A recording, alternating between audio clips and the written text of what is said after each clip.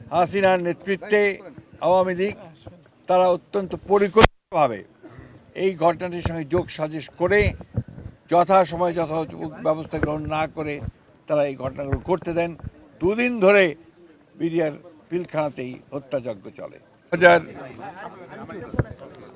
2009 সালে আজকের এই দিনে বাংলাদেশের জন্যে, বাংলাদেশের সেনাবাহিনীর জন্যে একটি কালো দিন।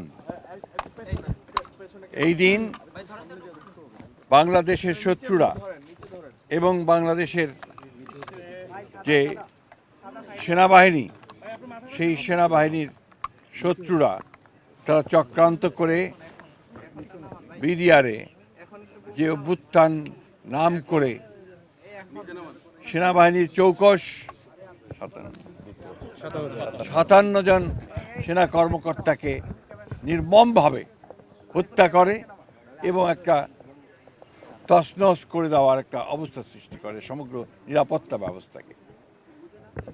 এটা বাংলাদেশের শত্রুদের উদ্দেশ্য ছিল, প্রধান উদ্দেশ্য ছিল বাংলাদেশের নিরাপত্তা ব্যবস্থায় আঘাত হানা এবং বাংলাদেশের সেনাবাহিনীর যেন মনোবল নষ্ট হয়ে যায়, যেন তার দুর্বল হয়ে যায়, সেই কারণে এই ঘটনা হয়েছিল। সবচেয়ে দুর্ভাগ্যের বিষয়, তখন যারা রাষ্ট্র ক্ষমতায় ছিলেন, হাসিনার নেতৃত্বে আওয়ামী লীগ তারা অত্যন্ত পরিকল্পিতভাবে এই ঘটনাটির সঙ্গে যোগ সাজশ করে যথাসময়ে যথাযথ ব্যবস্থা গ্রহণ না করে তারা এই ঘটনাগুলো করতে দেন। দুদিন ধরে বিডিআর পিলখানাতেই হত্যাযজ্ঞ চলে এবং আজ পর্যন্ত, এখন পর্যন্ত এটার যে পূর্ণাঙ্গ সঠিক নিরপেক্ষ তদন্ত, সেই তদন্ত হয়নি।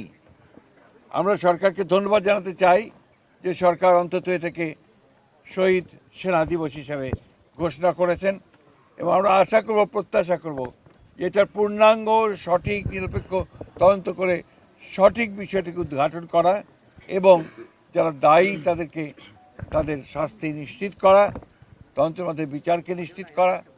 এবং এটা আমাদের জাতির জন্য একটা কলঙ্কজনক ঘটনা। আজকে এই দীর্ঘ বছর পরে, আজকে প্রায় 16 বছর পরে আমরা আজকে সবাই ঐক্যবদ্ধ হয়েছি। দেশের রাজনীতির একটা বিশাল পরিবর্তন হয়েছে, আমূল পরিবর্তন হয়েছে।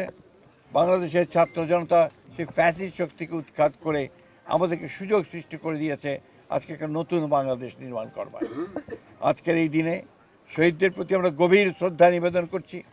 আমাদের দল, বাংলাদেশ জাতীয়তাবাদী দল, আমাদের চেয়ারপারসন দেশনেত্রী বেগম খালেদা জিয়া এবং আমাদের ভারপ্রাপ্ত চেয়ারম্যান জনাব তারেক রহমানের পক্ষ থেকে আজকে আমরা এখানে এসেছিলাম তাদের প্রতি শ্রদ্ধা জানাতে। এবং আমরা এই প্রত্যাশা করব যে তাদের এই আত্মত্যাগ যেন কখনো বিফলে না যায়। আমরা যেন সত্যিকার অর্থেই একটা স্বাধীন সার্বভৌম দেশ হিসাবে আমরা যেন মাথা উঁচু করে দাঁড়াতে পারি এবং আমরা স্বাধীনতার সমস্ত প্রশ্ন যেন কোনো আপোষ না করি। আজকে এই হোক আমাদের এখানে প্রতিজ্ঞা। আমরা আজকে আবারও তাদের পরিবারের প্রতি আমাদের সহানুভূতি জানাচ্ছি, সমবেদনা জানাচ্ছি এবং অনুরোধ করব, আহ্বান জানাবো যে সরকার এবং সেনাবাহিনী তাদের পরিবার পরিজনদের যেন যথার্থভাবে তাদের যে ক্ষতিপূরণ, সেই ক্ষতিপূরণ করেন এবং জনগণকে একটা ধারণা দেন যে সরকার এবং সেনাবাহিনী তাদের পরিবারের সঙ্গে আছে। সকলকে আমি আন্তরিকভাবে আবারও তাদের পরিবার পরিজনকে আমি আন্তরিকভাবে আমাদের সহানুভূতি জানাচ্ছি।